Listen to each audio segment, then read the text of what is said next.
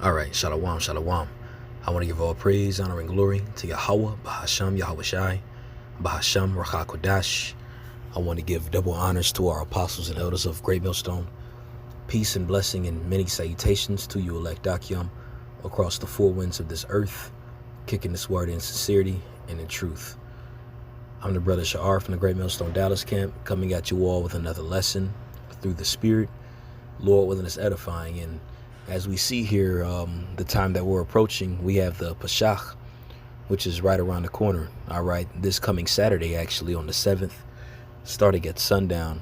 That's when the Pesach, or how we say it in English, is Passover. That's approaching. All right, and when you go into the feast of the Passover, it's a very particular feast that the Lord wants us to hold, but more so, that feast is more of a symbolic representation on how we ought to be, okay, and going into the feast, the supper, the bread, okay. Certain scriptures call it the feast of sweet bread, all right. Other ones call it the feast of unleavened bread, okay. But when you go into it for a whole 7 days straight, well, you read it in the book of Exodus, the 12th chapter. Matter of fact, I might as well get it. Just going to bring out the point going into the unleavened bread, okay. Because when you look at this, of course, we had to physically do this, but more so that was a physical representation of something that we are to rehearse spiritually, okay? Now, this is Exodus chapter 12, verse, let me start at verse, I'm going to just go straight to the point. In verse 15, Exodus 12 and 15, it says, 7 days shall ye eat unleavened bread. Even the first day ye shall put away leaven out of your houses. For whosoever eateth leavened bread from the first day unto the second day, that soul shall be cut off from Israel. And that's a rehearsal that we do, okay? That's a law that we were commanded to follow back then and even today, okay? So we're supposed to look at everything in our cabinets, and if it has any type of yeast extract or yeast or leaven, whatever that is, we're supposed to take it out of our houses for those 7 days, okay? And there's also certain foods that you might not really expect to have that yeast in it, okay? Certain chips that you eat, all right? I know there's a lot of jalapeno chips and garlic chips. When you look at a lot of those, they have yeast extract in them, okay? So these are things that we're supposed to be mindful over, because yes, Esau does put yeast in a bunch of things. And of course, you do it to the best of your ability. Do it in sincerity and diligence, okay? But I mean, at the end of the day, we are rehearsing the righteous acts, okay? So all we can do is take out what we know, what we believe has yeast in it, okay? But the reason why I wanted to go into that scripture there, okay, because that speaks spiritual volumes as well, okay? Verse 16 says, and in the first day there shall be an holy convocation, and in the 7th day there shall be a holy convocation to you. No manner of work shall be done in them, save that which every man must eat, that salaki, that only may be done of you, okay? And those holy convocations, again, are the Shabbats, okay? They're high holy days. Well, I mean, you know, the Passover is a high holy day, but 7 days after that, okay, the Feast of Unleavened Bread ends, but it's still a holy convocation because it's the Shabbat, okay? Verse 17, and ye shall observe the Feast of Unleavened Bread, for in this selfsame day have I brought your armies out of the land of Egypt.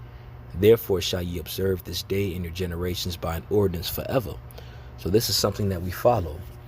Now, the reason why I wanted to go into that actual physical example of keeping the Feast of the Passover, keeping the Feast of Unleavened Bread, making sure we have the leavens out of our homes, we need to also make sure that we look at ourselves, because yes, we do represent a dwelling.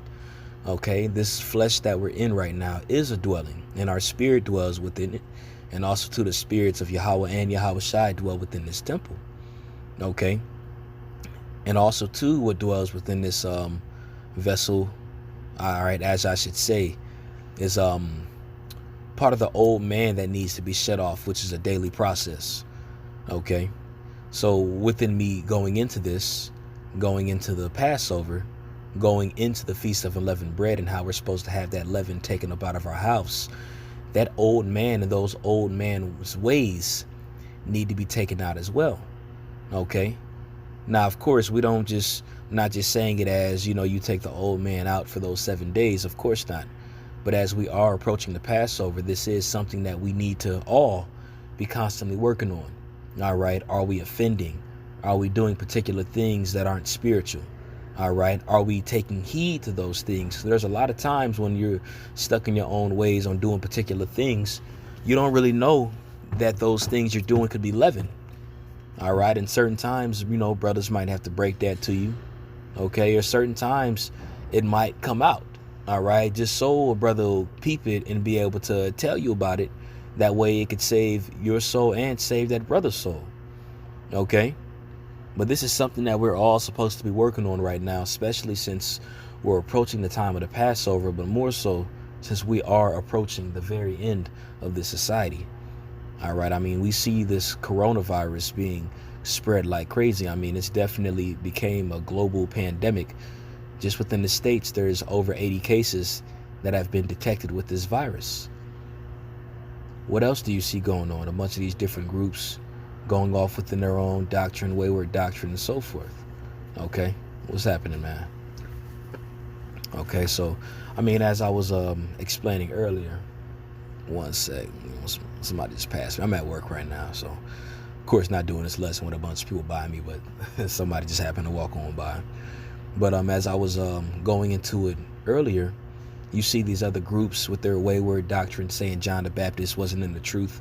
I mean, it's all spiritual why these things are taking place right now, because it's being made manifest as the days go in that we are at the very end. Okay, and as the Apostle Peter made the statement in the book of 2 Peter, the 3rd chapter, he says, "What manner of people or persons are you all to be in all holy conversation and godliness?" And when you read up before that, it goes into how the elements were going to perish, are going to be dissolved within that fervent heat, and that goes into that destruction. And if we don't purge these different ways, if we don't purge this leaven out that's within us, there's a chance that we could be partakers within that destruction. And that's a very fearful thing. As the scriptures say, it's a fearful thing to fall into the hands of the living power. All right, so these are things that we work on. As the scriptures say in Sirach, the 18th chapter, the 24th verse, I believe it's 18 to 24, it says, "Before judgment, examine thyself." Okay. Matter of fact, no, it's I believe it's in verse 24. I'm sorry, verse 21. Verse 24 goes into think upon the wrath of the Lord before he turns his face away.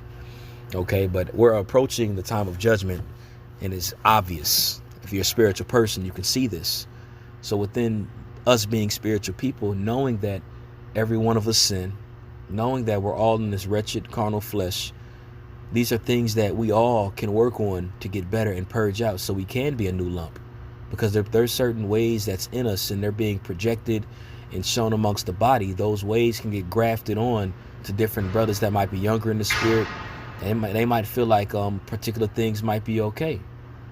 All right. Whether it's a lifestyle that you live, whether it's a way that you might conduct yourself in certain fashions when you're around brothers. All right. And, there's an abundance of different things that could be shown. But as the scriptures say, and I'm going to get it here in 1 Corinthians 5, but the scriptures say a little leaven leaveneth the whole lump. Okay. And we want to make sure that we don't have that leaven within us, so that whole lump won't be leavened. Okay. This is 1 Corinthians chapter 5, verse 5. Matter of fact, I'm going to start at verse 6. It says, "Your glorying is not good. Know ye not that a little leaven leaveneth the whole lump?" All right, and what that leaven is, okay, matter of fact, I want to see what this word is in the Greek, because that leaven is what's put into that bread to make it rise up, okay, or yeast, I should say, that yeast. Now, when you go into this word leaven here in the Greek, the word there is zyme. Now, when you go into that word zyme, it says leaven, but it says a metaphor. It says of inveterate mental and moral corruption, viewed in its tendencies to infect others. All right. So there's particular things, and there's particular things that might be within us. And if we don't leaven these things, if we don't weed these things out or mortify these things out of us, it can become a virus, and it could corrupt the whole unit of brothers that surround you. All right. Certain brothers might see certain behavior that we might have and think that it's okay. Okay, certain brothers might see a particular behavior of how you might live. They might go to your house, see how you live, and think that it's okay. All right, whether it's a diet habit, you might diet yourself a certain type of way, and you know in your spirit that you ain't supposed to be eating that stuff. All right, and if your brother sees you doing it, then he could start doing it, and then multiple people could start doing that. All right, at the end of the day, it could be a domino effect that could take place, and that's why it's important for us to monitor these particular things, because that little leaven can leaven the whole lump if it's not checked. That's why we're told to purge these things out of us. That's why when you go into it, it said in metaphor, a mental and moral corruption. All right, and every single last one of us are incorruptible flesh. So I definitely ain't talking like I'm perfect, okay? Because I know in myself, and I know other brothers can vouch for themselves, that there's things that could be taken out, okay? That way we all can be a new lump, okay? And we understand that there's certain things that we go through here in this flesh that you might need to conquer, but a lot of it even goes into just winning little battles at a time, okay? We was talking about it in a class that we did a few weeks back, going into trimming your lamps. And when you go into trimming, you know, trimming is like, when you think of trimming, trimming isn't just getting a giant axe and just whacking away at a tree and the whole tree falls down. No, it takes time for that tree to fall down. And you got to keep on hacking and hacking and hacking. All right, and then eventually it'll fall. Okay, and that's if this, of course, if the Spirit's dealing with us. Okay, but when you continue to read, it says, leaven is applied to the substance, which is in small quantity, yet thoroughly pervades a thing by its influence. And it says in the New Testament, it uses Matthew chapter 13, verse 33, negative sense, a little leaven leaveneth the whole. So as you continue back in 1 Corinthians chapter 5, verse 7, it says, purge out therefore the old leaven, that ye may be a new lump, as ye are unleavened. For even a Mashiach, our Passover, is sacrificed for us. Okay, and that purge, man, that when you go into that word, it also means to be set apart. Okay, and we don't want to approach not even only just the Passover, but of course the Passover, but even being the end, knowing that these doors are getting ready to close for the ark, knowing that we're at the very end, all these things are taking place. We see pestilence and plagues approaching Mystery Babylon, which we know and believe is America. Okay, we want to make sure that we're spiritually in check, spiritually disciplined, to be able to stand when all these things take place. And if there's leaven that's within us, that could damn well hinder not only our growth, but hinder the growth of the different men that surround us. Okay, so these are things that we all need to check. These are things that we all need to check. Okay, and yes, we are approaching a season where these different things are being presented before particular brothers, and it's not necessarily in a negative way. All right, but when I say different things, maybe you might act a particular way around certain brothers, or might do something around brothers, and they might catch it. You know, and when they catch it, it's going to be notified to you. All right, at the end of the day, it goes into the mercy of the Lord. And we're approaching a time where spiritually, you know, these things are being shown, all right, and are being checked, okay? That way we can approach this Passover and also this introduction to the end with a clean slate and a clean conscience, okay? And let me see here if there was any other precepts. Let's see. It's a little more to this in verse 8. It says, therefore let us keep the feast, not with old leaven, neither with the leaven of malice and wickedness, but with the unleavened bread of sincerity and truth. Okay, and this is the Apostle Paul speaking to the church in Corinth, but also as he's speaking to the church in Corinth, he's also speaking to us today, because we do represent the church today.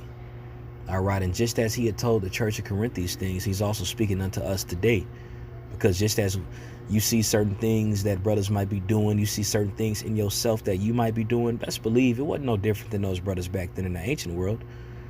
Okay, they were being called out for particular things. They were self-examining themselves on particular things that they see themselves doing. All right, and they worked at it. But that unleavened bread ultimately represents sincerity and in truth, and that leaven goes into malice, wickedness, and all different types of things that might be in you that won't give you the advantage when all hell breaks loose. It could possibly hold you back and cause you to error. So we want to make sure that we're all working on these particular things so we can eat of this bread worthily. Okay? Because at the end of the day, we're all partakers and we're all eating up of the bread. We're all eating up of the feast. Okay? But we want to make sure that we're doing things that cause us worthy to be able to eat up of this feast. You understand? So I'm going to end it off on that. Lord willing, this short lesson was edifying. It was just on my spirit to go into this during my lunch break. But I'm going to end it off on that. Lord willing, this was edifying. I want to give all praise, all honor, and all glory to Yahweh, Bahashem, Yahweh Shai, Bahashem Rakakodash. I want to give double honors to our apostles and our elders of Great Millstone. Peace and blessing and many salutations to you, elect Dakyam, across the four winds of this earth, kicking this word in sincerity and in truth. Shalom.